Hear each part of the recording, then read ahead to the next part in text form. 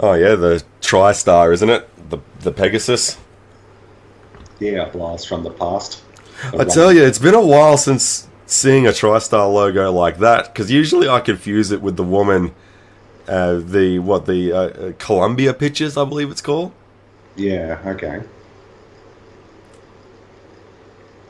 And I always love a good set of stylized credits. Like you get the fade in, fade out, but I do like it when they like the kind of pixelated font.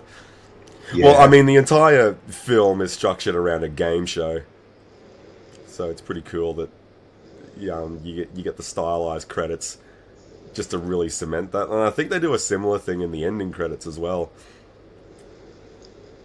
yeah. Stephen E. D'Souza wrote the screenplay for this. Yeah, that was also Street Fighter as well, wasn't he? Yeah, correct. Yeah, wrote and directed Yeah, Street Fighter as well. it's a name that stands out of a lineup. Stephen E. D'Souza. Yeah, the Running Man. Yeah, so like you get this like very unwelcoming red screen. Yeah, and some of this opening world building, it's kind of prescient, isn't it? It kind of accurately predicted the rise of reality television and sort of economic turmoil in the decades to come. Well, it also kind of has a bit of a historical weight to it as well, like with things like the Coliseum games, doesn't it? Like, I mean, the more outlandish games in the Coliseum got, the more crazy reality TV gets, you know? Yeah, it's drifting a little bit too close to reality for comfort. Some of the sort of themes and ideas in this. Especially in a world now where anyone can just pull out their phone and do their own broadcast and show whatever the hell they want. Yeah, Like, and the rise of AI and fake news and other things like that. you know that old saying where you take a sentence and you change one word of that sentence, and then the whole meaning of said sentence changes as well, just because of one word either being taken out or swapped out. Like that's basically this film, like the epitome of it, isn't it? Yeah, Richards is getting because he's framed for this when he's the only one who's trying to stop this slaughter from about to happen. But what I've always found interesting about this particular era that this is set in, like this reality, is it's not really war torn or anything, is it? It's just this kind of keeping people Yeah, in house dictatorship. It's not. I think it references a worldwide economic collapse, not Yeah, necessarily a war yeah, torn yeah. dystopian future. Well, I suppose, yeah, because you just had a bunch of people, just looking for something to eat. You have them up, kill them all. Let God sort them out, as The Rock says. Yeah, well, it's kind of a play on the sort of dying days of Rome, where the saying or the phrase "bread and circuses." As long as you keep them sort of fed and entertained, they won't riot, or they won't stop and think and ask questions about how bad things are. Yeah, what was it? I love how you actually got toxic on the back of that guy's shirt. Yeah, where can I get one of those for 2024? Yeah, it reminds me of one of the closing comments of The Matrix Revolutions. Like, most people are happy to stay in The Matrix if they at least felt like they had a choice. Not that they had one, but if they felt like they had one. Yeah, Jesse Ventura, the second time that he's had a pair up with Arnold, I think the first one being Predator. Yeah, Or this might have just been in front, I'm not too sure. well, it's an interesting movie because it's kind of just sort of got lost in the haze of his career. It had a somewhat troubled production. They spent a lot of money on it going in the wrong direction before Arnold kind of came on board. And yeah, it's kind of been lost in the haze of, his huge successes like Predator and Terminator 2 and Total Recall and other things around this sort of late 80s, early 90s era. Oh, Because this is where he's at his zenith. he was pretty much the main box office attraction in the world at this point in time. I was going to make a mention of that because I did know about this film growing up, but and you're right that it does get mixed in the shuffle. I mean, like, look at the tech that's used in this film. Like, it's very Total Recall-esque, even though that was a bit down the line, but Total Recall was obviously a bigger hit than what The Running Man was. Like, it does get kind of lost. Like, when you have kind of a foggy memory of The Running Man, you can easily mix it up with one of his other bigger hits. Yeah, I watched this a lot as a kid. It was one of those movies I did have kind of access to, and with Arnie, what I sort of remember is his films were replayed a lot, like Total Recall, but that seemed to be on television all the time on a Friday night. Yaphet Kotto there, he was in Alien, I think. Yeah, that's right. There was a name on the credits just before, Mick Fleetwood. I wonder if it's the Mick Fleetwood. It'd have to be, surely, right? Well, it's not a very common name, is it? But I bet, like, maybe I'm in the minority here, but I honestly think the major selling ticket of this was probably Richard Dawson. I think he gives the best performance. Oh, easily. He has way too much fun with that role. Yeah, I often think Arnold's quite good in a lot of his movies. I don't really agree with the general consensus. He's just this big, dumb kind of idiot. He's very shrewd. And I think he gives a good performance in this, but it's really overshadowed by Richard Dawson, who gives the best performance. Yeah, that's what I mean. Like, Arnold is no slouch in the movie as Ben Richards. Like, with the camaraderie that he shows for his fellow slaves.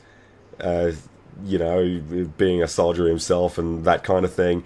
But Richard Dawson, I mean, Damon Killian, when most people think of The Running Man, they probably think of him first. Yeah. Like, just the lines that he has, the reactions, because a lot of the more snappy one-liners, like, Arnold has his fair share of them in the film, but a lot of the big kind of joke moments and the more memorable ones really do come from Killian. Yeah, well, he's having so much fun, and it's obvious.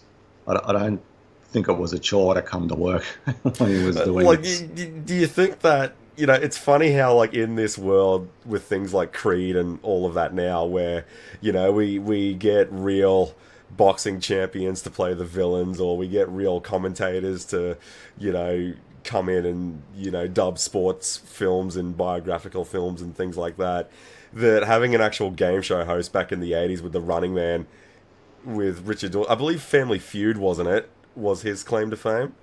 Yeah, and I think he did a couple of others as well. But yeah, it's Family Feud he's probably most fondly. Yeah, so having an actual game show host play a game show host in this kind of film, yeah, it definitely worked out. And this was doing it before it was cool.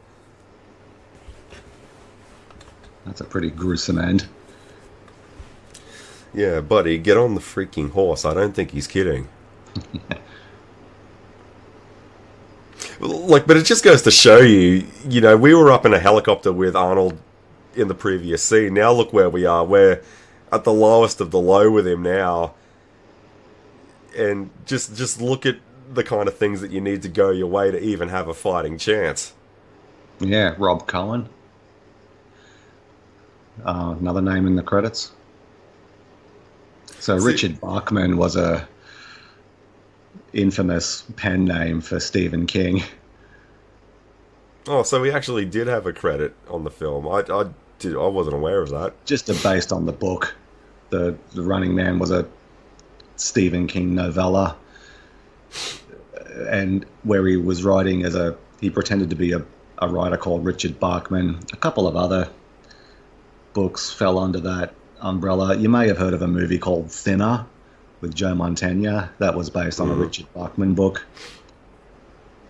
He's King is always really good at just putting ordinary people in these extraordinary kind of situations, or making the ordinary seem really frightening and scary. He's yeah, he's just such a superb storyteller in that sense. But I read the book to this in high school, but I was much more familiar with the film first. I'd seen the film many, many times, sort of growing up. So it was probably the first instance for me to read a book and yeah, just be kind of really taken aback at how different it was, like adaptation wise. It's got the basic skeleton, the backbone of it is there with a game show, and Oh, so it was a game show in the novella. I yeah, but not in nothing like this. So the game show sort of spanned over weeks and months, where Ben Richards was sort of crisscrossing the country, just trying to stay ahead of the stalkers, who were not these kind of super villainish cartoon characters you see here. They sort of seem. I haven't revisited the book in a long time, but they seem to be like just these sort of nameless, faceless assassins that could blend into a crowd. But yeah, it was very, very different. Like it wasn't sort of like this sort of battle arena that they find themselves in, and he's doing it because his daughter is sick and he can't get work because unemployment is really high, and his wife is turning tricks.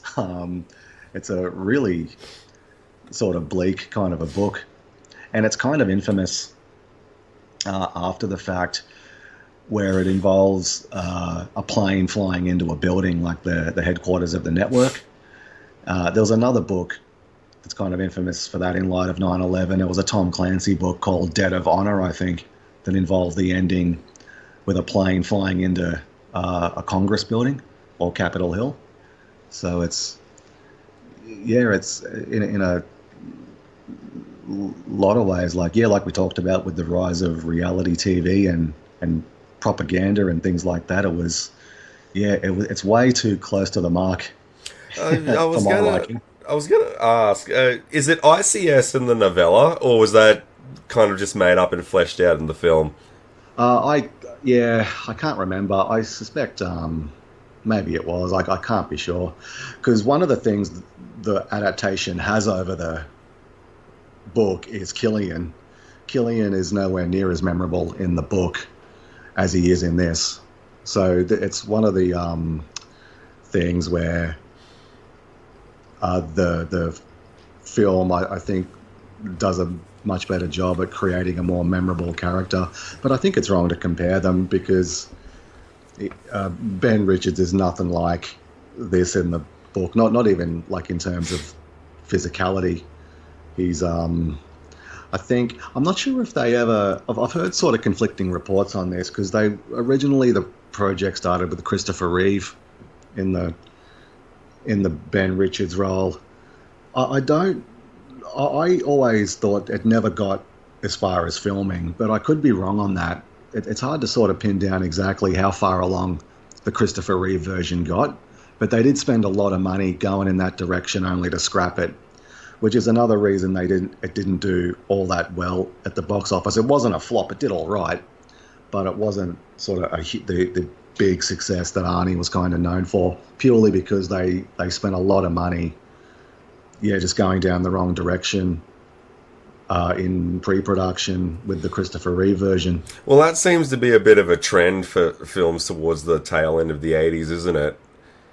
Like, this isn't the first example of, heavy investments with zero payoff mid-production. Like, that seemed to be a bit of a trend in the late 80s.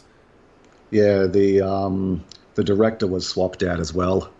In fact, I think maybe even one or two directors were swapped out, and they finally got the one they wanted in the first place. But by then, the Arnold Schwarzenegger was on board, and it just became a very different kind of vehicle to appeal more to, his kind of, qualities that he brings to a movie. I do quite like this moment. I always tend to forget it on every rewatch that I do of this. You're doing great work, Dan. and then just nuke him from orbit. Yeah, you see Sven, the bodyguard. Yeah, the bodyguard. Now, isn't that LaFleur from Mallrats? Quite possibly, yeah, it could be. Yeah, I'm pretty sure it is. Yeah. I love walking around with the hard hat. Yeah, Like, this is probably one of the best outfits I think Arnold has ever had in his entire, filmography. I mean, check this out. The suspenders. yeah, and it really reinforces he stands out everywhere, trying to play him as a guy who can blend in. Like even that establishing shot walking to the building, and he plays it off so well. Yeah. Yeah, exactly. Like if you and that's kind of the genius behind things like True Lies is like True Lies embraces that and does try to put him in like suits and ties to make him blend in, and it's just so ridiculous and over the top. Like, so in retrospect, when you look at his other films, like there's a reason why they never did that if Arnold was cast, and it was a smart decision. Yeah. Yeah, I do love how he just like, picks up these pantyhose and then all of a sudden he realizes... Because it's meant to be his brother's place, I think. Yeah, that's right. Yeah, I'm completely innocent. And let's be honest, like a lot of his regular lines that they use on the soundboards for the prank calls, a lot of them do come from this film. This assistant here, Kurt Fuller, I really love this guy in just about everything he's in. He played the knockoff Neil Prescott in Scary Movie. He was Adam Sandler's boss in 2003 in Anger Management. He had a part in Supernatural as Zachariah, and he was awesome being the smug-ass villain. And I believe he was also a TV assistant, kind of like a tech hand producer in Wayne's World as well. Yeah, from memory. Yeah, so Kurt Fuller, he gets around a bit. I love him. He's just got that look. Like if you want to cast like a punchable face on a smug authority figure, Kurt Fuller will get you there. Yeah, I liked Jesse Ventura's lines there. Are you ready for pain? Are you ready for suffering? If the answer is yes. Like just totally gets into it. And I believe that's how I thought the name's on the tip of my tongue, but I believe this is the same woman from Predator 2. Yeah, this is Maria Conchita Alonso. Yeah, that's it. She was in Predator 2. So there you go. So you've got two Predator stars from the first two together. Although Predator 2 is still a ways away yet. What, that was 1990? Yeah, I think so. Yeah. Yeah, and this is something that I really like. We may have mentioned this in the Kindergarten Cop discussion, but I love when Arnold's co-star is like the total opposite of him, and having her on the bench press and him just standing over her like that, like the contrast in their physicalities. I love that when his co-star for the majority of the film is just his polar opposite. Like, that's why Pamela Reed was so cool in that film, and that's why Maria's so cool in this one. Yeah, and I just can't get over how huge he is. He's a giant of a man. And I remember someone telling me once, like, when his films were blowing up, even though he was still in great shape, like, he hadn't lifted competitively for, like, almost a decade or something. Yeah, okay. It's all right. When you see him, sort of his early work, and it still blows me away. Like, even the original Terminator, when he arrives, he is massive. He is just a giant mountain of a man, just so imposing. Yeah, I remember Sort of. the effects team for Terminator Genesis were saying when they got Brett Azar to do the body double for the 84 scenes and they mapped Arnold's face onto him, he didn't meet all of the size dimensions as Arnold in 1984, but he was the only bodybuilder they could find that had the 50-inch shoulder width. Yeah. Like, that's 50 inches, mate, around the shoulders is what Arnold had in 84. Yeah. Another part of it as well is, I think John McTiernan kind of alluded to it when discussing Predator. A lot of directors don't really know how to shoot him properly to really get the maximum effect of his physique. So there could be some truth to that as well. Because like Cameron obviously knows how to shoot him, and so does John McTiernan. Some of the other directors he's worked with and some of the other projects he's been in probably couldn't say the same, because there's definitely like the directors on his really biggest hits. It's his roles are just so iconic. I like this comment here that Killian makes. Get me the president's agent. So it's like the entertainment industry in some crazy ways in loopholes can outrank presidential candidates. It's crazy to me in this reality. And like another one here is like the concept of physical money, because like I know something that that gets talked about like a boogeyman these days is cashless societies, and this moment when Arnold picks up money, that's what we need. They kind of make it like it's very subtle, but they do. You get the feeling that it's a rare commodity to have physical cash in this timeline. Yeah. Like the fact that you need to scan into a machine in your own household to give them like a foreword of where you're going. Like this here, like booking a trip. This is all happening in house, so before you even leave, they know where you're going. Yeah, and it's all sort of controlled by the state. It's just not sort of something you can do on a whim. It's all really interesting, this sort of stuff.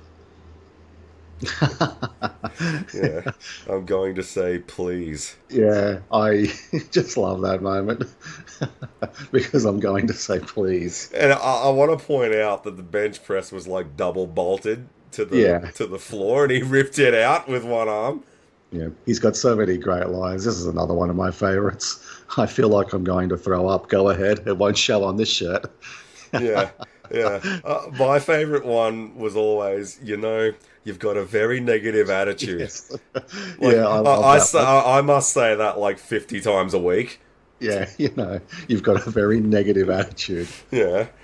It's just brilliant. And I remember when we went on a family trip to Movie World and all of that last year, I was like this when we had to buy the passes for the kids and all of that. I pulled it on the olds, and I was like, last vacation, put my credit cards in there, couldn't find them for a week. Like I say it all the time. But the funniest thing about it though is that even if you do bung on the accent, most people have got no idea what you're talking about. It's amazing what you can get away with when you're quoting an Arnold movie. Yeah, like one as old as this, yeah. Yeah, women, can't live with them, can't live without them. Yeah, you can't live with them. Yeah. Yeah, I think this was the line you're talking about. Yeah, I'm going to vomit all over you. Go right ahead. Won't show on this shit. I mean, I've never, like, I've worked with some guys that were really big on their Hawaiian shirts, like, and all that kind of stuff. I've personally never seen it, but Arnold is 100% right in that scene. Like, if you were to have one too many shots of that tequila and you yacked on yourself, no one would be able to tell. Yeah. Yeah, go ahead. Won't show on this shirt. I just love the hat. Yeah. Like, and this is what I mean. Like, we went from a hard hat to this. Like, it's almost like he's getting ready to wander on the set of Jurassic Park or something. And, I mean, just sprint out onto the runway. Yeah, showed a bit of toe about him. Yeah, that's what I do. Jesus, Marge, what the fuck? I quite like this open kind of barren landscape that's going on. Like, you got this runway, but then there's just nothing. Yeah. Like just surrounded by white noise in all direction. I find that quite like alien in a way when they do that. Yeah, a lot of the exterior shots are really cool in this. Especially when you get these smash cuts back to LA and you see just how heavily congested it is. Like, even in the areas where people are, like, betting on... Like, you got people calling up their bookies, deciding who's going to die next, for God's sake. Yeah. I was always going to save this one for anyone on Sunrise. I've seen you before. You're the asshole on TV. So this is their first interaction here. See, Yeah. because when Ben says that, it makes me think like he knows of the Running Man and all of that, but it really doesn't weigh on his mind a whole lot. Yeah, it's the biggest show in the world. I think the opening text crawl established. Yeah, like the highest viewership, and it's had it for a number of years now. Yeah. And it's variations on a theme. It's not the first idea to do it. It's it's just that core idea of the most dangerous game. You've got the Running Man, and similar ideas would emerge in things like the Hunger Games and more recently Squid Game, which I really enjoyed. I only got around to it for the first time a couple of weeks ago, but yeah, it's got a lot in common with something like that, which is they play these sort of simple, straightforward games, but the losers are killed or murdered or dead, depending on if they lose, they die, or if they break the rules, they're executed. Or in this case, even if they win, they die. Yeah, I always liked that, but we'll sort of flesh it out when we get to it, how the network doctored the footage. It's really, again, several media organisations have been caught out, photoshopping images or digitally altering, footage and selectively editing footage that they get. I mean, case in point, just look at the event that happened last weekend.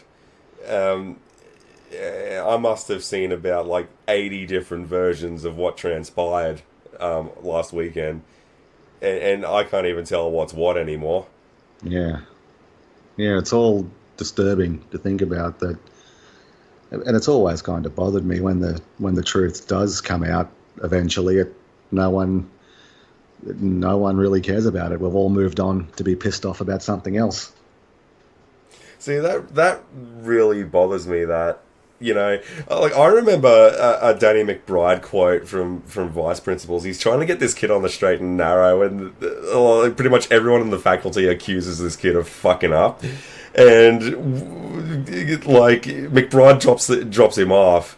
And then he's like, yeah, I should have probably stuck up for you a bit more back there. I knew you didn't do that. And some of the things that they were saying was just terrible. Yeah, I don't really give a shit what they say about me. Yeah, well, you know what? You should.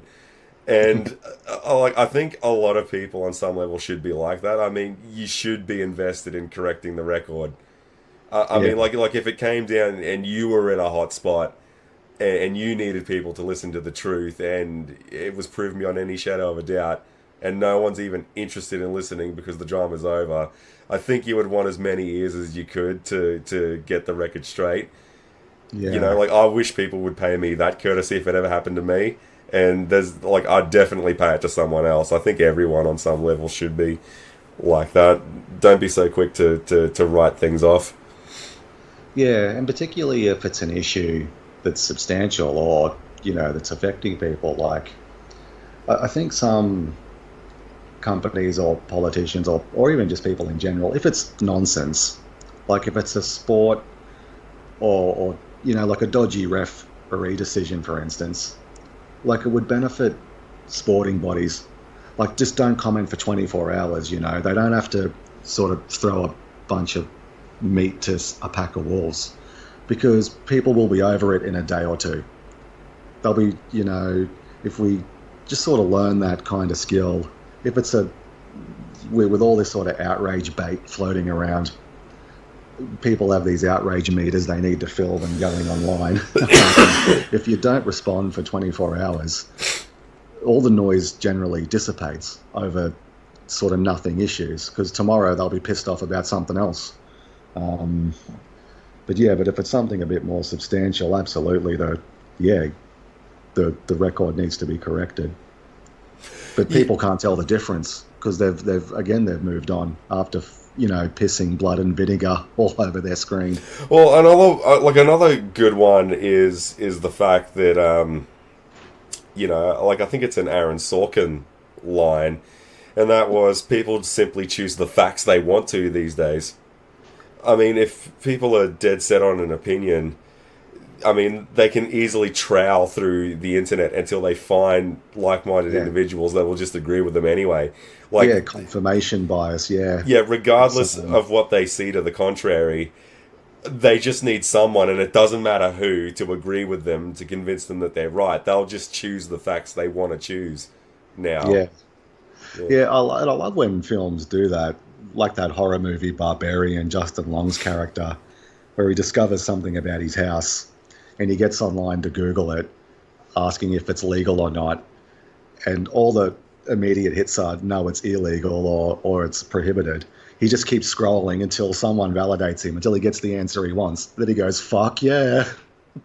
Yeah, exactly. Like that's what I mean. Like it's the old like psychological element of, you can look at something that doesn't have a problem, but if you look at it for long enough, you'll just invent a problem for it. It's the Yeah. same, like same physics apply here. Like, people will just scroll until they find that answer. And the key to it is it really doesn't matter who it is that agrees with them. Just as Yeah. long as someone does. It could very well just be a robot, for God's sake. Like, that's enough, though, to get them over the mark. Yeah. Yeah, I love this getting ready segment Yeah. for the And broadcast. yeah, and it's quite there's some kind of sinister, not outright sinister sort of tones, but it's just so unsettling. These people laughing and clapping and drinking and partying when people are about to be murdered. It's very, yeah, there's just this kind of unsettling tone amidst all the glitz and the glamour and the dancing and the music. Yeah, I love this look that he gives her when he walks past her here. Yeah. And there was a moment when Arnold was walking around with the hard hat that I was meant to shine a quick light on. The woman that was broadcasting on the TV billboard, like she says, there's like a double payout if you turn in a family member and report them. Yeah. Like, good God. Yeah, well, that's like an echo to, like the Salem witch trials and other things like that. Everyone accusing everyone else of dastardly deeds. Yeah, extra points if you can spill your own family's blood. Oh, but that prospect, has been touched upon in many a film, like hasn't it? Like a good one for cashing a family member in, for the cause and all of that. Like I remember one that always stuck out to me was Iceman's brother in X2. Oh, yeah. Yeah, how what he a rats him out. shitheel. You are a shitheel. Like the first thing that pops into my head is Kevin from American Pie. Whenever I think about Iceman's younger brother, yeah, you're right. I'm a shithead. Yeah, it's showtime. Who loves you and who do you love? Yeah, this is great stuff. The movie, It's really in full swing now, isn't it? yeah, this is probably the strongest sort of part of the movie, and how all these stalkers are arriving and just getting hero worshipped. Who's your favorite stalker? Mine, Yeah, Sub-Zero. yeah, okay. I was always partial to Fireball. Just these blowhard names. Yeah, I was gonna say I just love that moment when it cuts back to the locker room, and before the woman announces Fireball reports her hair and makeup, he's already got that smirk and he sits up. Yeah. That's a good moment. Yeah, I mean, I like Professor Sub-Zero. I believe, what did he rock up in? Last Action Hero, I think he shows up in as well. Yeah, okay. Yeah, he gets around a bit. Yeah, I love this tiny little smirk. It's very subtle that Arnold does. Here, use my back, victim.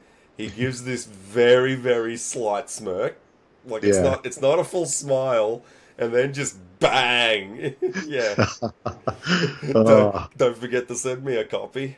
yeah, great moment. Yeah, I did catch that little facial expression he does. It's so subtle. Arnold's very good with it, like because his face is so recognizable. Like his facial structure, the act, like the looks that he can pull off with it. Yeah, Like he doesn't have to say anything. Like that's why his Terminator performance is so great because he doesn't have to talk to get the point across because he's just got that face that sells you on it. yeah, That he's tiny very little good. smirk before he does the pen trick just nails it every time. Yeah, he does a lot of underrated work with his eyes and the way he blinks, and yeah, his facial expressions. Yeah, he's top stuff with that. But what I love the most is like there was a wall that he could have written on as well. But I just love the smugness of the lawyer. Yeah, For it's my back victim. yeah, like he literally calls him a victim. Like it reminds me of like I get that he's naked at the start of Terminator, but like when the three punks start hanging shit on him, like I get that he's naked, but I mean, would you really be mocking this gorilla of a man if he walked up to you? Like, no, I wouldn't be. Like, I get Yeah, that he's naked. Yeah, what's wrong with his picture? But I wouldn't be hanging shit on him. And the fact that the lawyer just does that, like, I love how he's like yawning and like not even paying attention to Ben. Here, use my back, victim. yeah, Yeah, victim. I'll need to remember that one. And this is where we get our doctored footage yeah, for the first time because, like, he gets arrested and we're led to believe it was because he was refusing orders, but then this comes out. Yeah, far out. And just how hush hush that is. Yeah, the Butcher of Bakersfield.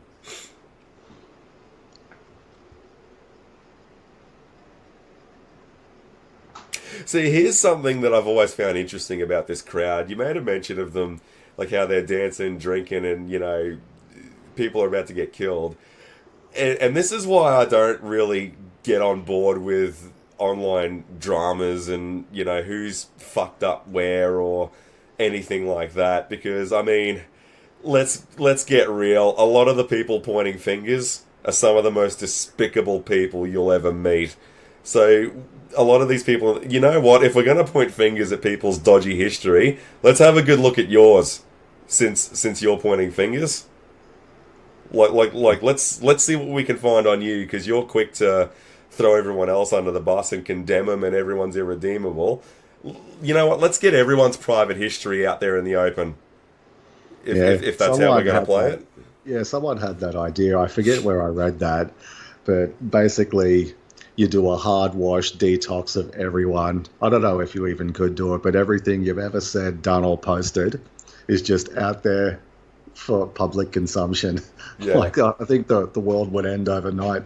I don't even know if you could do that, but yeah, imagine like everything since you discovered the internet as a teenager, or even younger these days. All the shit posting that you've done and just the stupid shit everyone's done. It's just out there now, but it's got your real name attached to it. I wonder if people would people would be horrified because people, keyboard courage and keyboard warriors and things like that. They say things online and they attack people, and they'd never say it to their face because they're just gutless wonders. Yeah. You know what? I would totally agree to it because I'm actually pretty keen to go back because I was saying this because I was having a conversation with someone earlier in the week about how some people didn't like some of the things that Anakin was saying to Padme in Episode 2 because it was just cringeworthy and no guy would say that to a girl that he likes. But when you look at the actual context behind it, like you've got a 19-year-old celibate fucking Jedi Padawan monk hanging around with a woman who's shit sexy, who he's got the hots for. What is he supposed to say? And like, if I got into a time machine and I went back and I met my 18-year-old self, I'd punch him in the cock because he said some cringeworthy shit to women as well. Yeah, I quite like the dialogue in the prequels. I know it's it's very stylized and stylistic, and interesting way, it helps sort of preserve those films. It really cements the idea that it was a long time ago. You know, And I was using that as the. I mean, if like a lot of people would like everyone who says that about that, I'm using that as the example. Everyone who says that about Anakin in Episode 2, let's all go back to when we were 16 to 18 and let's see how we were doing with the opposite sex at that point in time. I'm willing to bet all of us said something probably you know, three times as cringy than what Anakin said. yeah. I never understood that complaint about particularly Attack of the Clones. Okay, let's rewrite it. Let's say he was dropping pickup lines like a shitty Ryan Reynolds rom-com from the mid-2000s. How does that make it a better movie? But they never can quite get back to me on that. Anyway, we'll stick with this as they enter the arena. Yeah, I often wondered if Joel Schumacher. Do you remember that moment in Batman Forever when Bruce sits in the chair and he goes through the tunnel and he has that little seat? I always wondered if it was a nod back to The Running Man. It's clearly heavily inspired by it. Yeah, he's got the from Wayne Enterprises to the Batcave. Yeah, you can't help but think that a bit of Running Man was channeled in that because every time I see this scene, that pops into my head. Yeah. Yeah, which is probably my favourite use, by the way, for that line, I'll be back, only in a rerun. Yeah, Killian's got some good lines throughout this whole movie. In fact, I think that's the only time Arnold says, I'll be back, and the villain smacks him down. Like, is there another one? I think that's the only time where the villain gets the one-up on that line. Yeah, well, Bennett says he'll be ready for him. Yeah, I'll be ready, John. See, and look at this. Just because Maria wants to go back and check out, just how valid Ben's claims are, they chuck her in there as well.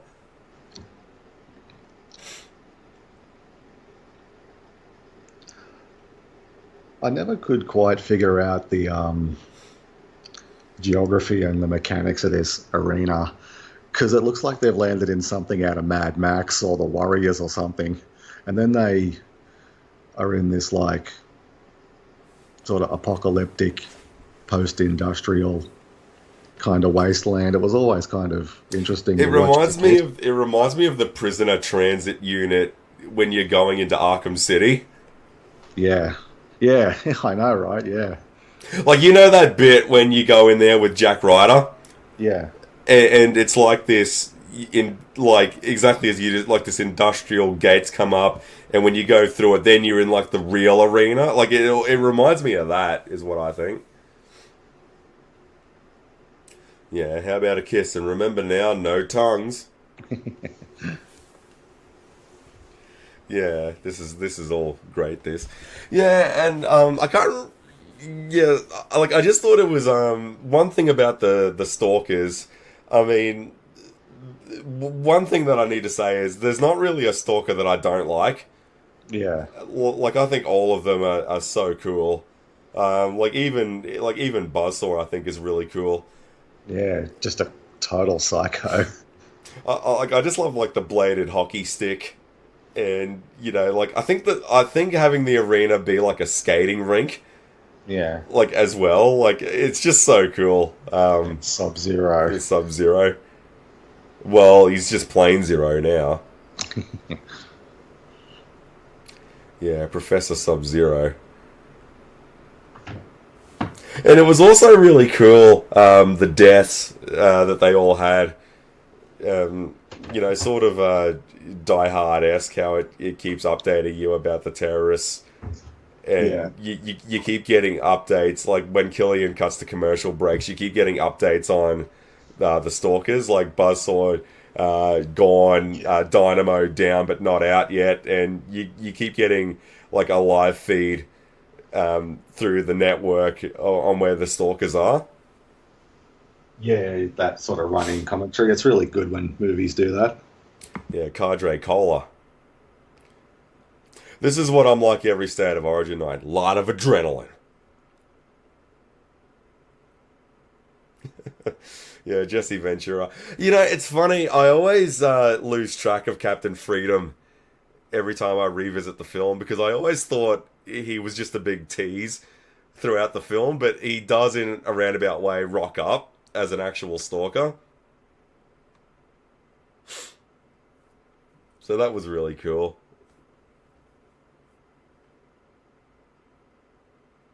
And I do quite like the jumpsuits for the Running Men as well.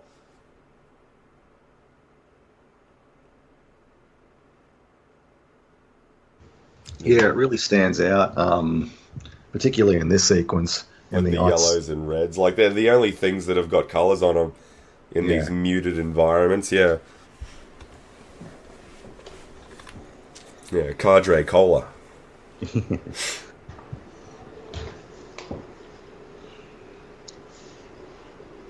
But, you know, again, it's another one of those. You're definitely right about the predictions of it. I mean, especially, like, not so much. Well, maybe back then, reality TV, but a lot of these kind of things predicted the obsession with streaming. Like, every single facet of where Ben finds himself in this film, there is a camera somewhere on him. And yeah, when you see, and not only that, but you see just how open people broadcast their lives to the world. You know, it's truly crazy to me how some people can do that. Like, I understand people vlogging things and that kind of stuff, but to have like a constant feed of your of the internals of your life to people you got no idea who's on the other side of that camera, by the way. yeah.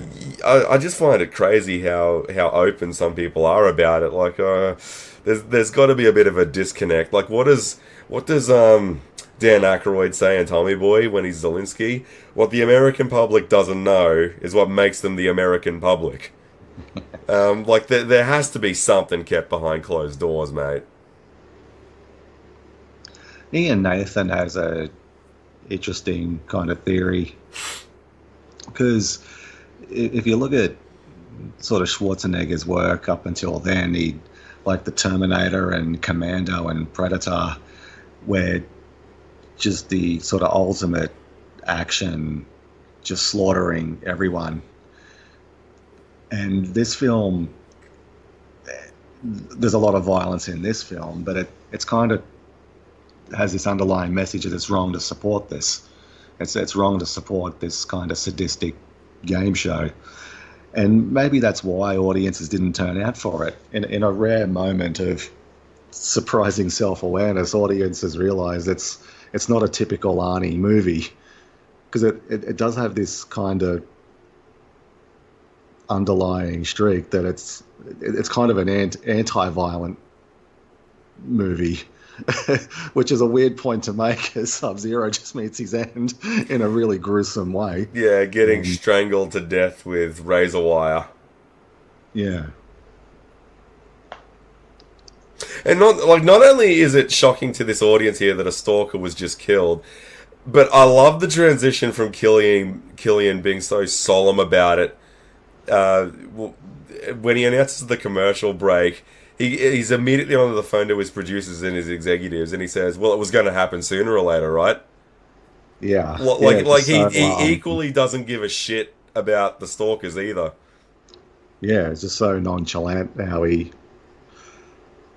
and yeah, just the sort of the fake sentimentality here. I love the high five they give each other when Yeah. they walk away from.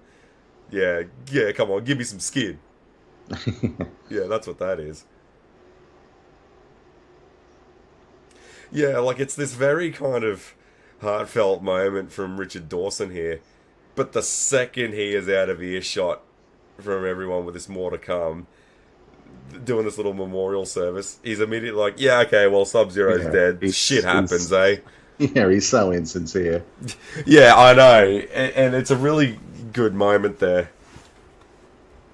Yeah, he equally doesn't give a shit about the stalkers either. Like, case in point, like, he even tries to coax Richards into becoming a stalker.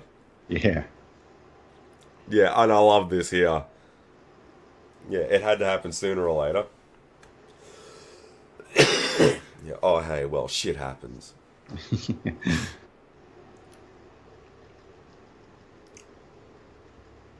I want to know how far removed this is from Gilligan's Island to make that joke. So Gilligan's Island was the 60s, I think. I believe so. Yeah. Dun, dun, dun, dun, dun, dun, dun, dun. It's a hell of a theme song. That's a theme song and a half, the intro and outro to Gilligan's Island. Yeah, buzzsaw. See, this is what I was like whenever I'm on eBay buying toys that I don't need. Well, I can't decide. Well, I don't decide. I just buy both. Whenever someone asks me what should they spend their money on, I do this all the time. Then don't decide. Yeah, I mean, you work hard for your money, and you can always get money back, so... See, I like that quote from Dawson in Jurassic World Dominion. Like, money's cheap these days. There's money in everything. Like, it comes and goes. Like, the guy's just lost like a $3 trillion fucking venture, and that's all he's got to say for it. Money's cheap these days. Yeah, I'm not going to lie, I didn't really like Buzzsaw a whole lot, but on recent rewatches over the last couple of years, like, I really do put him up there. Like, I think the fact that he has 3 saws, Yeah. it's just like, why 3? Like, And it it's a makes really no good- sense. It's so cool that he's got 3 of them at once. Yeah, and it's a really good fight he has with Arnie coming up shortly. Like, how many fucking hair and makeup assistants does this guy have?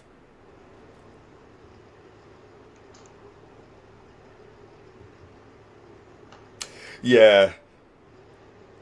One thing that I was going to say, it really bugs the shit out of me when movies do this, and that is they'll have the hero with some companions and stuff, right? But we all know that the allies and the ride-alongs are really only there just for cannon footer. And that's about it. Like, they're whacked at the earliest opportunity. I love how, even though Sub-Zero got the better of one, he didn't actually harm any of the 3. Yeah. Like, it's very rare for a film to show some restraint like that.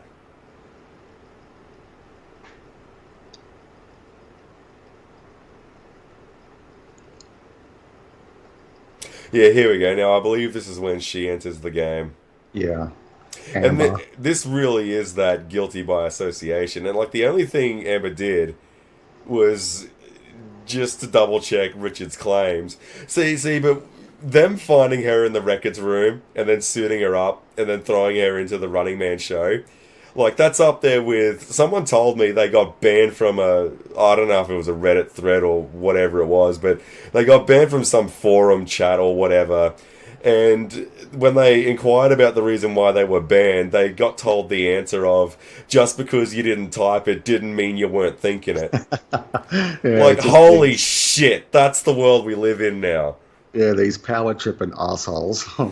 Like, just because you didn't type it didn't mean you weren't thinking it. Like, what the fuck? Like, And give the it a rest. the smarmy voiceover, like every network promo has that voice. Yeah. Yeah. Banned. Reason for being banned. You know what you did. Yeah, the good old days. Yeah, far out. Yeah, I love how they cooked up this total bullshit story that she was romantically linked to Richards. Like, they don't even know each other.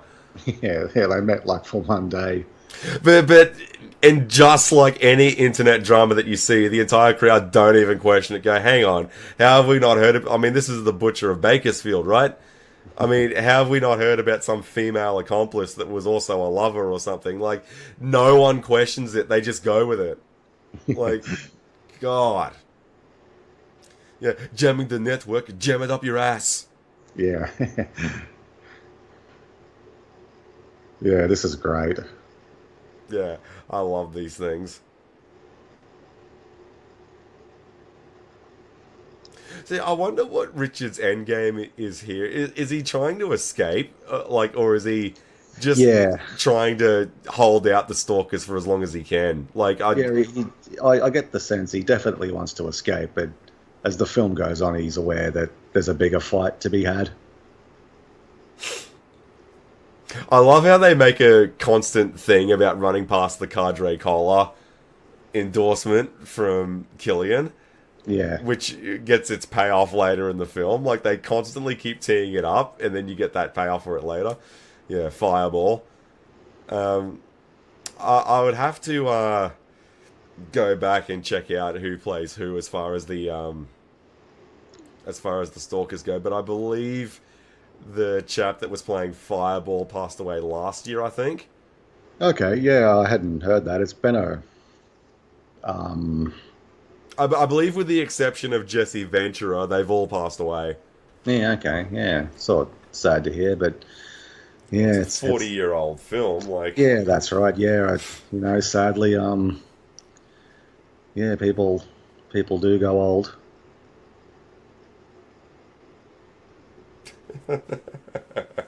yeah. They actually think I'm your girlfriend. Well, we can solve that for the at-home audience right now. See this camera? I'm going to strangle you right in front of it.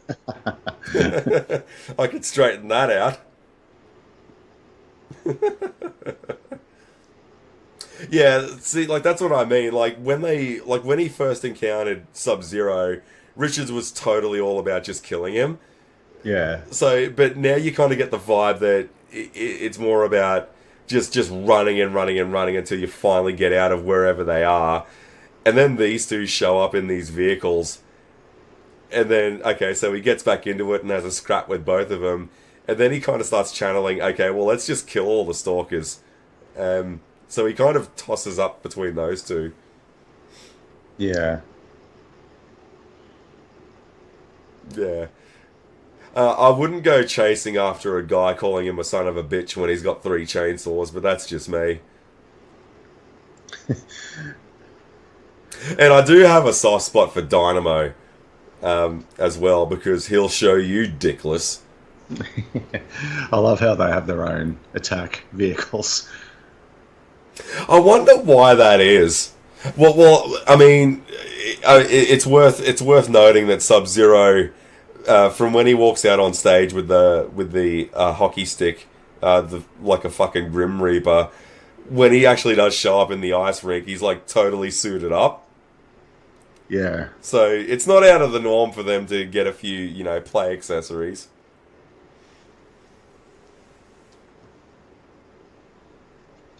And one thing about, breaking the network and broadcasting the truth and all of that, that really is the only way you can kind of get through oppression like that, isn't it? Like, you've got to... It has to be done live in front of everyone so they flat out can't question it. yeah, Like, that's the only way it's going to work. Like, because... Like, as we were discussing earlier, it doesn't matter what you post online, because they'll only go for what confirms their beliefs already. So, but when they're faced with it irrefutably and it's happening live in front of their eyes, like, that's so persuasive that you make your point. yeah. I'd like to know if it ever did happen, how a company would respond. Technical difficulties. Yeah, and just saying that with the crowd, it's interesting how the crowd slowly but surely end up cheering for Richards. Yeah, and it happens shortly when he decides to spare Dynamo, because it's one thing to kill someone who's trying to kill you, but it's another thing to, like he says, after he's been defeated. So Yeah, because he's pinned in the car, isn't he?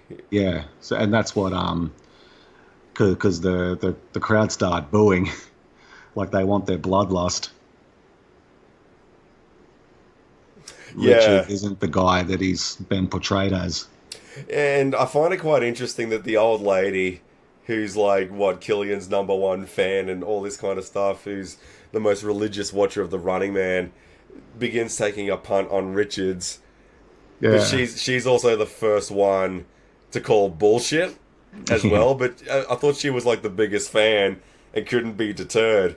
Yet she was the one who was kind of leading the charge against ICS. yeah. See, this moment here reminds me of American Ninja when there was that one bastard hanging off the back of the ute. Yeah, for like 20 minutes. Yeah, just getting dragged along the bitumen.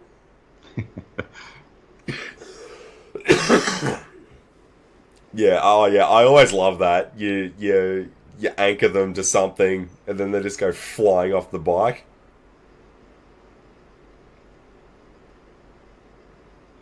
Yeah, the buzzsaw encounter was really good. That, Yeah, it was probably the best fight in terms of action. and I also think having Amber kill one of the stalkers on her own was also really good for when Dynamo returns. Yeah, it's this is a really good sequence as well because you in the hustle and bustle we kind of forgot about Dynamo, but you see him in the dark with his glowing body armor, and it's really cool, eerie music that starts playing. I always remembered this sort of music as Dynamo appears. Yeah, Christmas tree, Yeah, Dynamo. And there's been constant references to the fact that Buzzsaw and Dynamo were a tag team. So yeah, deploying both of them at the same time seemed to be a regular trick that the show would pull out. yeah.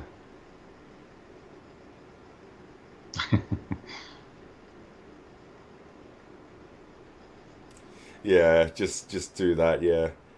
I mean, you got to have them square off.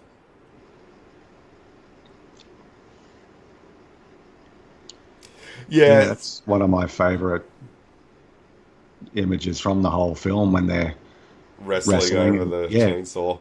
yeah, struggling to get control of the chainsaw. Yeah, I really like struggles like that. One of my favorite ones was always Johnny Utah getting his face pressed up against the fucking lawnmower. And Yeah. I just love what the bloke says behind him when he's fighting to not get his face shredded. Fuck you up, man!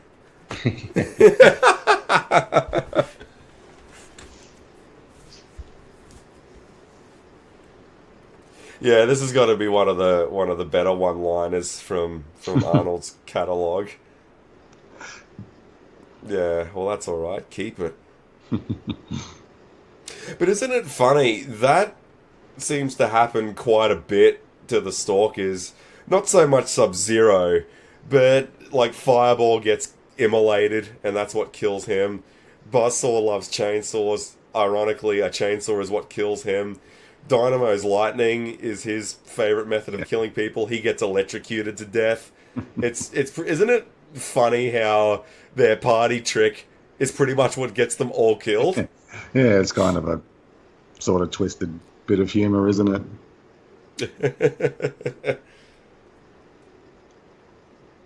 I love how it cuts back to Fireball in increasingly states of undress.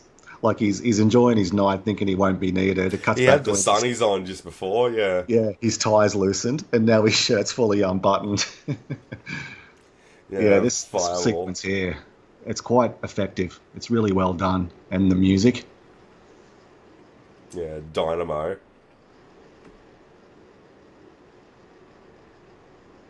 Yeah, and what I believe the bloke that played Dynamo, what died like the day this film had its theatrical release or something like that. Like he went the year of. Okay, yeah, I did read somewhere over the years he passed away a long time ago.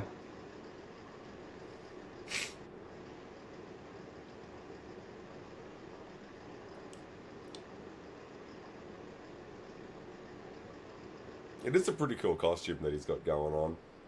Yeah, in the dark, it's really effective. Like, well, all of these stalkers would be built like fucking Jai Courtney.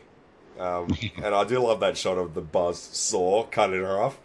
Yeah, and this is my other favorite image of the film as he's running, like he's now the title character, and the lightning is coursing over his body. This is awesome. Look at that shot. Yeah. Wow. I always remembered that. Yeah, as he's running and the lightning is surging through his body. Well, he's still grounded. Like, lightning won't do anything. Yeah, it looks cool. That's what it does. It looks badass. Yeah, well, I disagree. I think it was very realistic.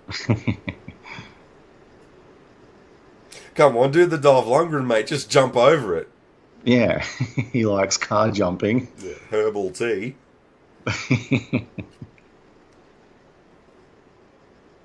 I do like the kind of chariot helmet that Dynamo has. Yeah.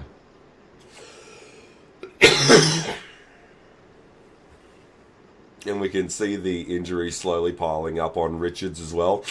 Yeah. Like, he's got a few burns, he's got a few scuffs.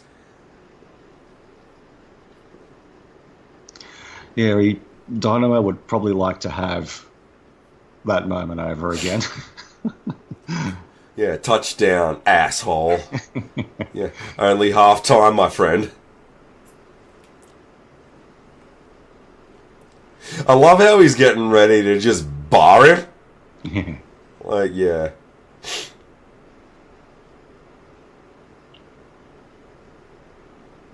Yeah, this is a really... Yeah. This is probably the linchpin moment of the whole film.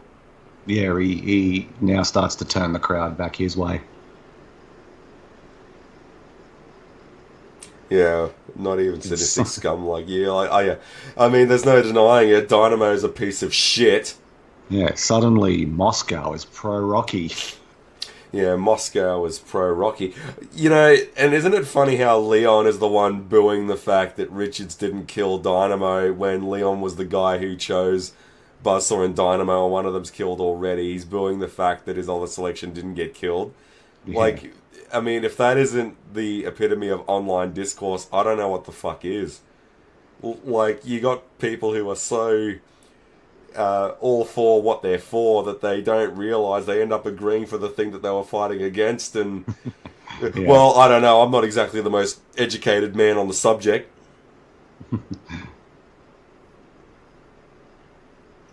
So this is where we get our first fatality of the rebels. Well, no, I think Weiss was killed by Dynamo. Oh, yeah, no, that's right, yeah. But it was a bit of a... There wasn't much follow-up to it. I don't think they go back to him. Frying tonight.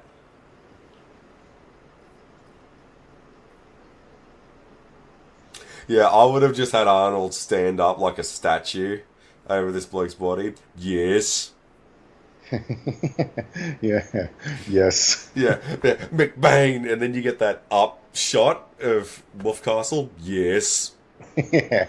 But do you remember that moment in the Simpsons in that McBain movie? He's just like, he's not even like crouching down next to his partner who's been shot like 8 fucking times. He's just standing up over him menacingly. McBain, yes. Yeah. That's what Arnold should have done here. Yeah, Barsaw took care of my travel arrangements. I'll stop talking crazy. Yeah, you might pull through. Yeah, and I think Killian even makes the mocking joke here that this is just between them and the audience can't see it. Yeah. Yeah, this is just a little call between you and I. See, and this is something we see a lot in the realm of online chats as well, don't we? When we see people with a large enough following, they always say that they'll never do this, they'll never do that, they'll never sell out like this.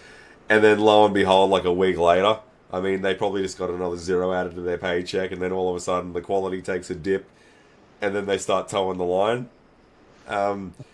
You know, if this came out today, this would be the end of part 1, and Richards would have signed the contract. Yeah. I was surprised to hear it is being remade. I think it's going to start filming later in the year. Oh, really? Yeah, Glenn Powell is in it. But yeah, I'm not sure because it was announced a couple of years ago that they were looking to remake it. So it'll be interesting to see, yeah, what kind of tone they're going for. Yeah, I didn't realise that. Yeah, he's turning into Eddie everywhere, that guy. He's in Twisters and other things like that. Yeah, he did a few voices for Camp Cretaceous and Chaos Theory as well. Yeah, okay. Yeah, I know who he is. I don't actively follow him quite... I mean, I don't really just go to movies anymore. That's the thing. Like, I know who these people are. I don't really know them from what probably most normies would know them from. Yeah. Yeah, Fireball. I do like this kind of red lighting that the stage gets when he comes out. Like, you're not getting these orange flames from Fireball. They're like blood red. Yeah. Really cool.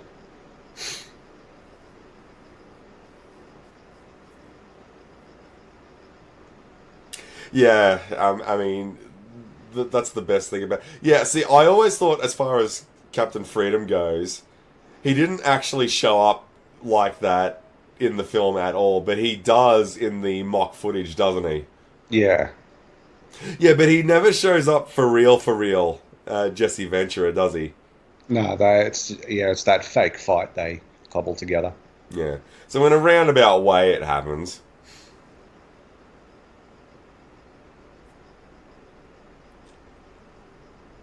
Yeah, here we go. I mean, well, let's look at the statistics. Richards has killed two of them, and he's let one live. Yeah. It's a brilliant strategy. You know, it's funny. Whenever I'm having a discussion with Dragon Ball fans, they'll tell me that Goku's a dumbass.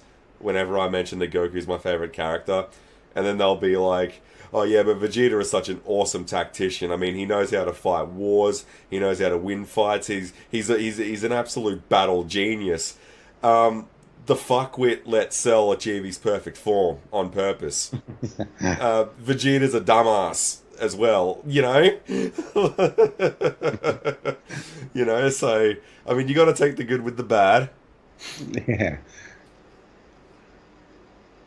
And, like, just look at this. Like, this isn't, like, an official thing at all, this is just the underground betting. Yeah. Like I got to call my bookie. Yeah. And they immediately cater to it. They write Richards up 100-1 odds. They're pretty good fucking odds, though. I'd take that bet because, like you said, he's killed two of them. He's in good form. Yeah, yeah. Well, yeah. 100-1 odds on Richards, who's killed two stalkers. Yeah, that's a good bet. Yeah, $5,000 on the new guy. That's a good bet. Yeah. I would if I were those bookies, I'd make it 20-1. You want to be able to go to work tomorrow. Yeah, I think everyone before they go betting, ease up on the alcohol consumption because we need people to remember their credit card pins. Yeah. I'm talking about the guy in the middle that's had a few too many. Yeah, what's wrong with him? He looks friggin' dead. Yeah, now you get him in that cab and make sure he stays there until he sobers up. Yeah, clinically dead.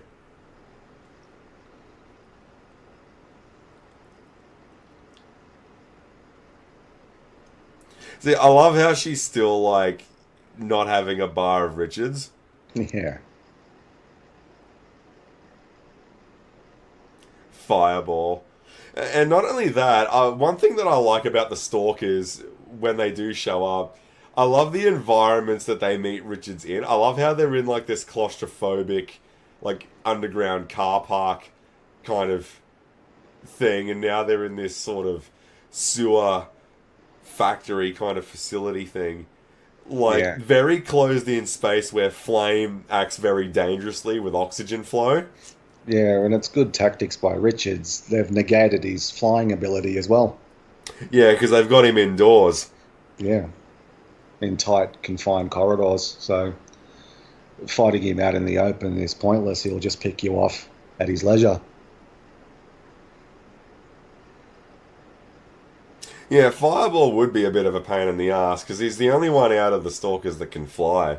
Yeah. I love the red flame.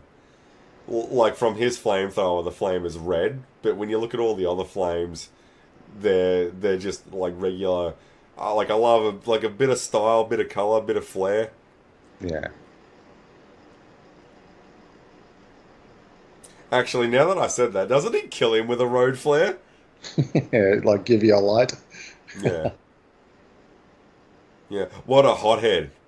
Yeah, what a hothead. God, she's playing a risky game here.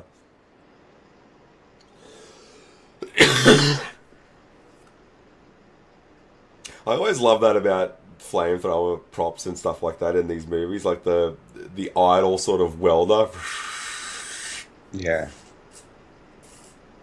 Like think Ripley's flamethrower in Aliens.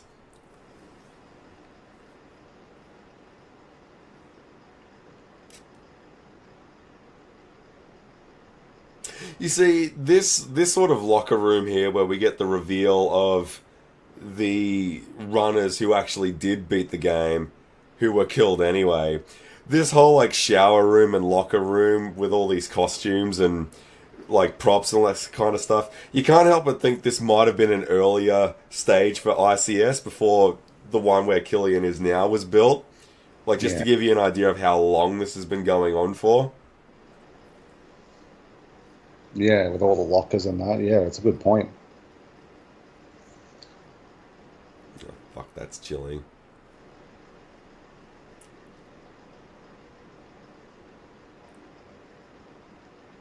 Yeah, you gotta love the getting cornered and all of that. Like, I know it's a pet peeve of a lot of people going, oh, well, why doesn't he just kill her now? Why does he waste time monologuing and all of that? You've got to look at it from the simple fact of, I mean, she's going nowhere and he's got the Yeah. flamethrower. And I Like, love Richards' hand just comes out of nowhere. yeah, he was in there the whole time. And I love that clip of the naked woman in the door of the locker room that he just threw fireball into. Yeah, how about a light? Bang. Yeah, like they all ironically get killed by the things that they're famous for.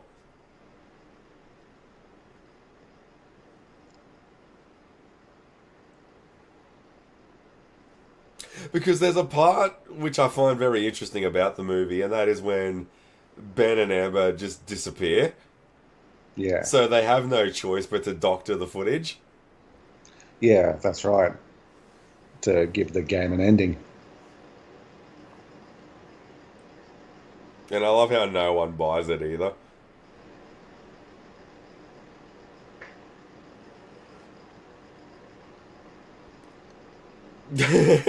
Jesse Ventura. Well, what are your thoughts on him in these kind of movies? Yeah, I really like him. Predator and yeah, in this. He was Blaine, right? In Yeah, that's right. Yeah. Predator, yeah.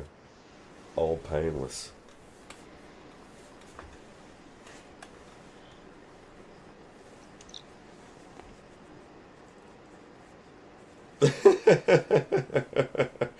I always love in-house fighting in these films, like government departments, whatever. Like the fact that they're in like the broadcasting room where they edit and play like commercial clips and stuff like that.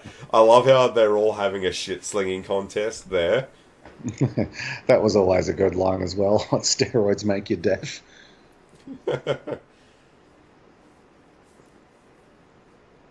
Yeah. Who's asking? The Tin Man.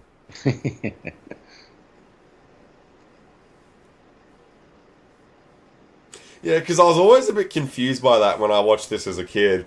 How they kind of just run off into the shadows, and then the next time we see them, they're in civilian clothes. Yeah.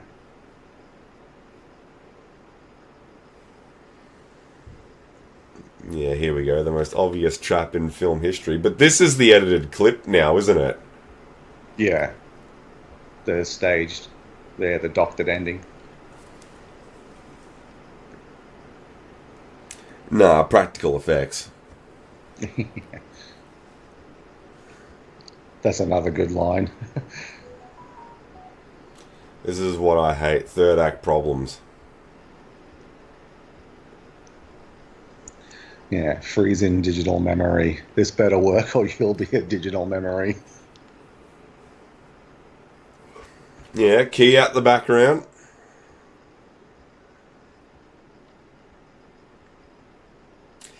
I find this truly baffling, this, because this shit happens so much more regularly these days.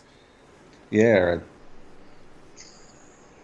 it's yeah, like we mentioned at the start, so many things in this film did come to pass and not for the best. See, here's the thing that bothers me.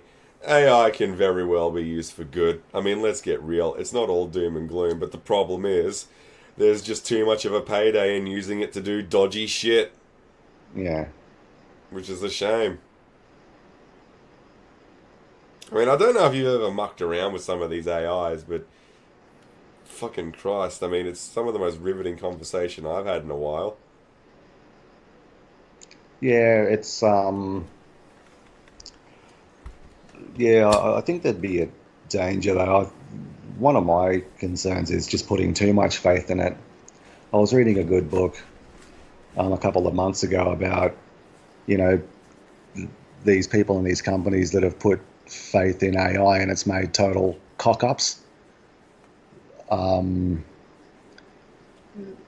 like it wasn't able to distinguish like an AI can't do common sense very well at the moment. Like there are these problems and issues that it's caused where a human being just would have been onto it and aware of it. Um, so yeah, well, like that's my concern about it. Just putting too much faith in it. Yeah. What does Obi-Wan say in Attack of the Clones? Well, if droids could think, there'd be none of us here, now would there? Yeah, it's a brutal fight. This, even though it's fake. Yeah, just rip the fucking hair out. Well, I suppose they needed to make it look real enough to convince the audience. Yeah, So the more savage they can make it and really flog up the CG Captain Freedom, um, like the more gullible the audience would be to it. So they needed to make it look like it was an earned death, I suppose. I wonder if there was anyone in the audience who saw this and went, that can't fucking be it. Or if it genuinely had someone fooled.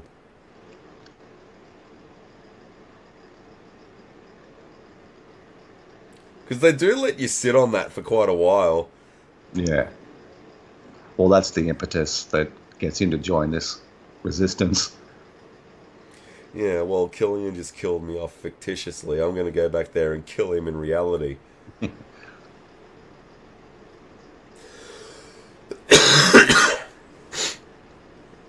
Yeah, exactly. He's got a point there. They'll just go and whack him now Yeah, without cameras there because I mean, there's no benefit to it.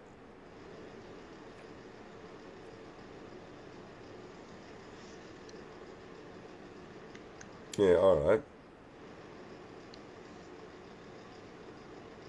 And you'd better fucking get used to it. I love how in all these behind the scenes shots, Killian's always holding that blue mug of coffee. yeah, So now we need to get suited up. Where's the armor up? yeah. You got to have one of them scenes. And I love how like most of the soldiers behind this, like in this movement now, are like under the age of 18. Yeah, You know, because everyone's been wiped out. You know, and like that's very much a thing in real life as well. Like when something just becomes, well, it's, you know, it's for a generation other than our own to fix now. The problems become yeah. too big.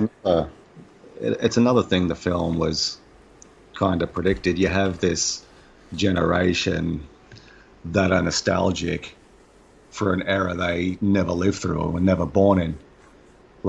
Like the, you know, when they burst in and take control of the network building, he says, "Don't touch that dial." That's a radio term, like from a radio era. Like you have, like you just mentioned, that like they all look like teenagers and sort of guys in early to mid 20s.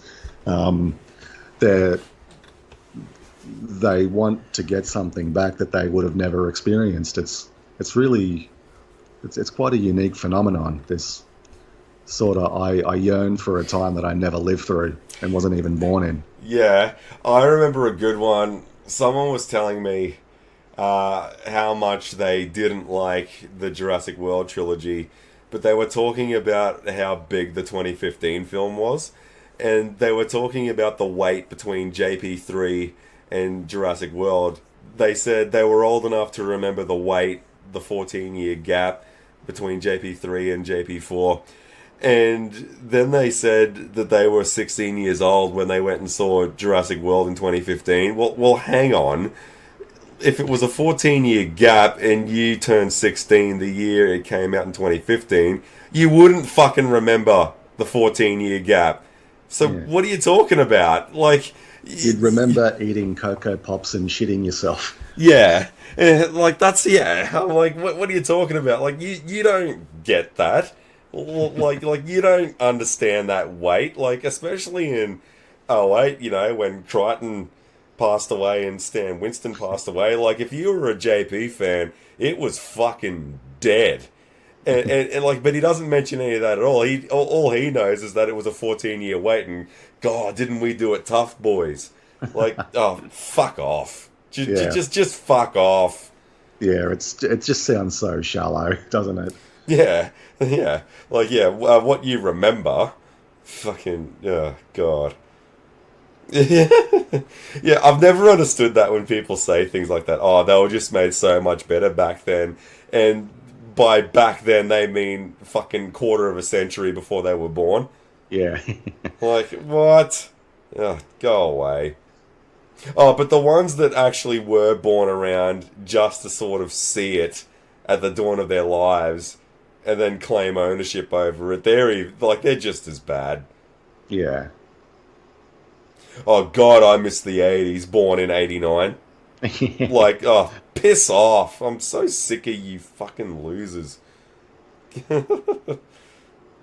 Yeah, and I always loved how gobsmacked Killian is. And I love how they play the doctored audio over the real footage. Yeah, look at them, getting a nice tan in these fucking skeletons. Yeah. Yeah, it was all just propaganda to keep the show going. Sort of similar to when Batman and Alfred exposed the Penguin in Batman Returns. Yeah.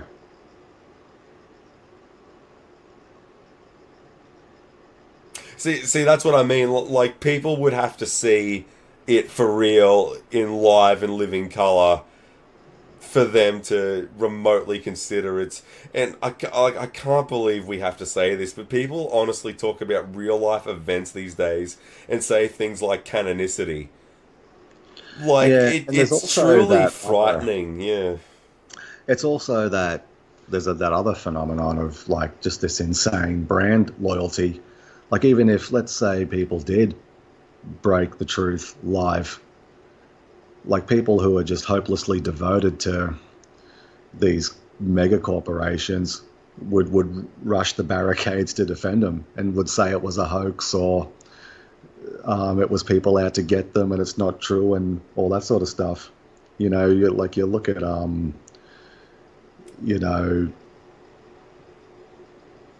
look at how hard, look at what Edward Snowden did.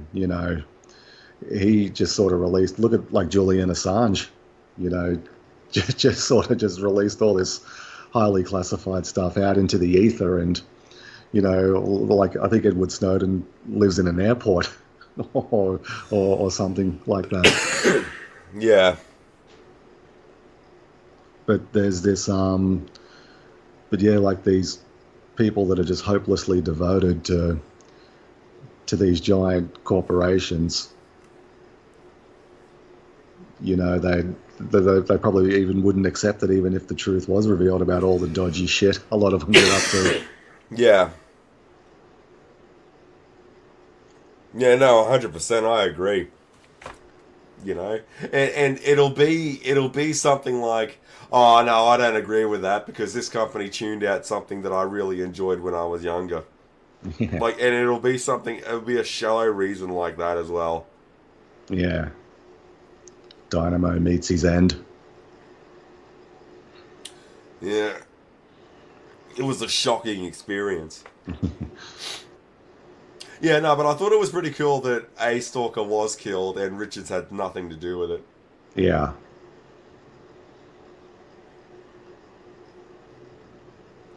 Yeah, knock, knock.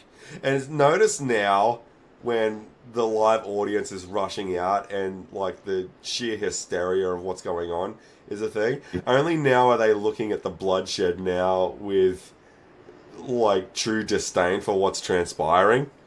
Like Yeah, and that's very true to a lot of humans as well. Like they won't like I remember seeing a lot of people knocking Christopher Reeve when he started his foundation on you know, like being like quadriplegic and all of that.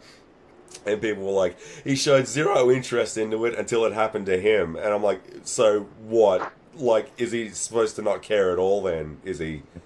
yeah, Like, that's such a I bizarre. don't understand what people, like, so it happened to him and now he wants to do something about it. I don't get how that's a negative. Yeah, that's what a bizarre thing to criticism to level at someone. And this is kind of going back to that other point I made. It's the film has this weird anti-violent sort of motif or message in it. It's quite, yeah. And I think Ian Nathan alluded to it. It's probably one of the reasons audiences didn't respond to it. We want Arnie to slaughter shitheads and not feel bad about it. um, it's probably why audiences didn't sort of come out in droves like they did for Commando and Predator and things like that. Because it's such a interesting thing to have in an Arnold Schwarzenegger vehicle. You look pissed, Ben. See, I love how Killian gave him that smirk when his bodyguard walked in, and then he threw him under the bus with, I gotta go and score some steroids. Now it's all Yeah, buddy all of a sudden. yeah, I got to score some steroids. See, this, like, as you were saying earlier, yeah, like, it's easy to be the big man on the safe side of a screen with a keyboard and your caps lock on. But when you take those things away, there's, like, what Killian's doing now is what all of these fucking inflammatory ragists and all that kind of stuff would be doing in real life. Yeah, You look pissed, Ben. Would you let me explain? yeah. I mean, like I would just channel a little bit of Mr. Echo. What's the wrong idea? You know?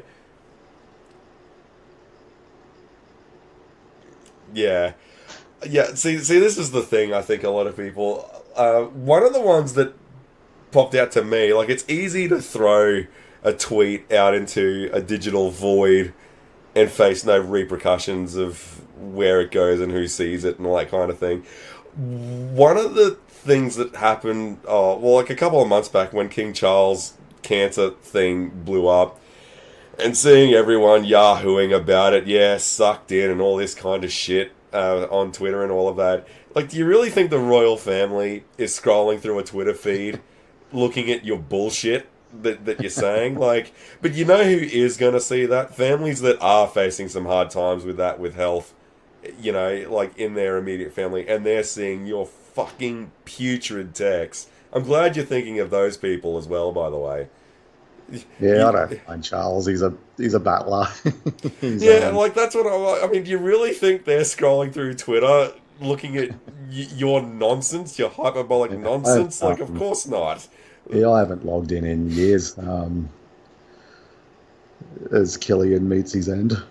Well, that hit the spot, and there goes the Cadre Cola sign, and Yeah, that was the big tee up. Like, everyone keeps walking past that sponsorship, and yeah. then that's how he gets killed. He gets shot straight into it. Well, that hit the spot.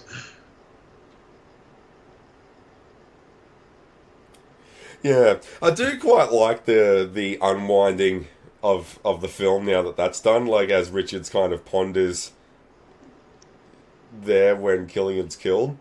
Yeah, he reunites with Amber. Yeah, now I need to get back to another meeting in bed. Yes. Now, what's this song called? I forget its name. Is it Restless Heart. Restless? I Yeah, think it's John Parr, I think, yeah. sings it. Restless Hearts by John Parr. Roll the dice. Yeah, because the song really stood out as it starts playing. Yeah, and I think they kicked it in at the right time when it fades out, when the lyrics start to come in. Yeah, It's a really nice riff. I quite like. And notice how he grabs her by the neck, the yeah, chicken break again as they're yeah, walking away, as he did in the airport. yeah. Really funny moment.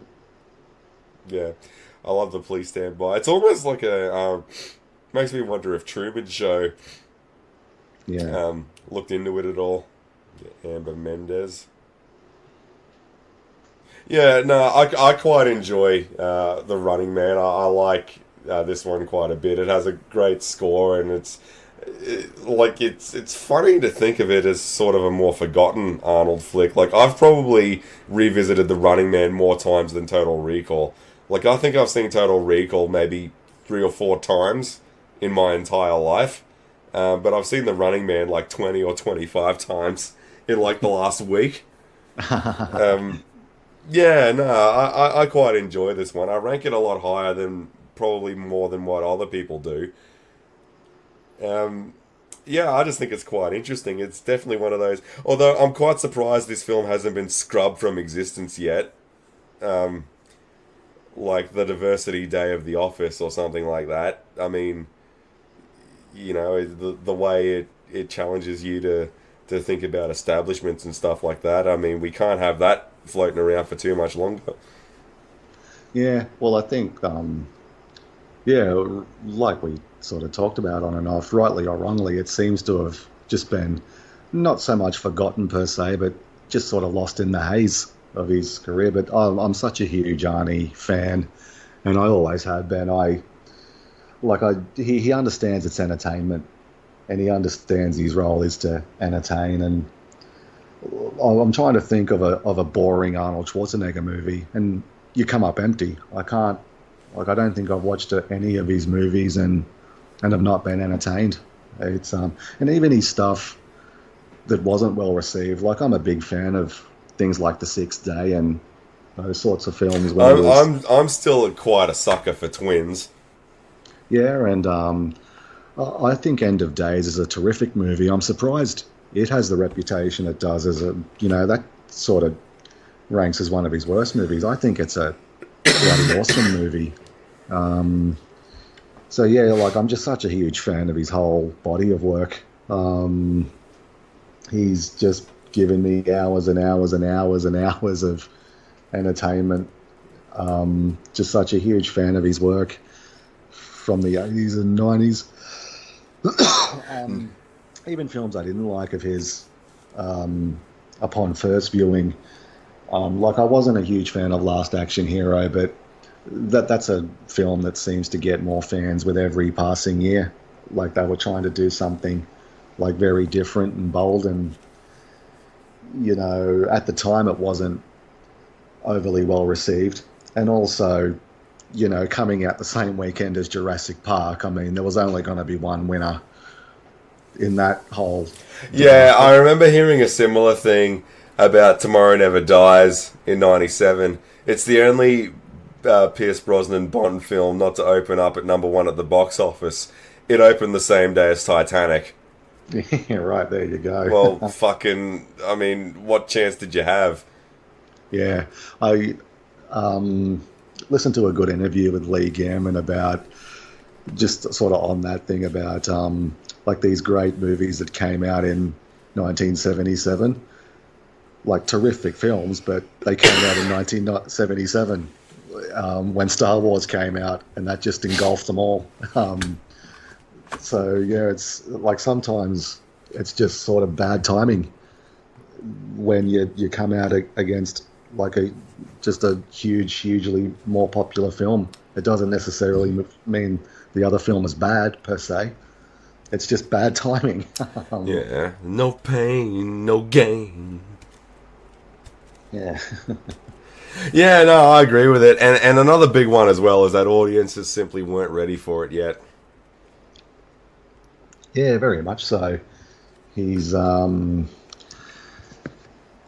yeah, just an incredible career. I'm trying to think, because he was in that television show a year or so ago, but I'm not sure sort of what his latest project is, or what he's up to these days, Arnold. Oh, well, what, he's almost 80, isn't he? Like, Yeah, I think 1947 he was born. yeah.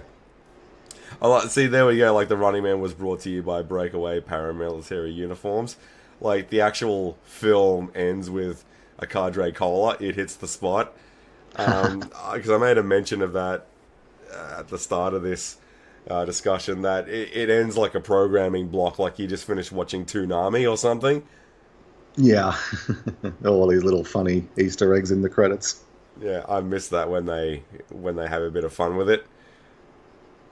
Um, yeah, and like I know New World Order and inside information, and we're living in the Matrix and all of that gets all the clicks these days, but let's get real. I think we're giving our governments just a little too much credit if we think they can pull things off like that. I mean, if Killian Yeah, can't do it, I don't think they can. yeah, it's yeah, don't attribute to malice what incompetence can easily explain. Or I think the quote is something along those lines. Yeah. What is it? It's better to be without sense at all than to have it and misapply it.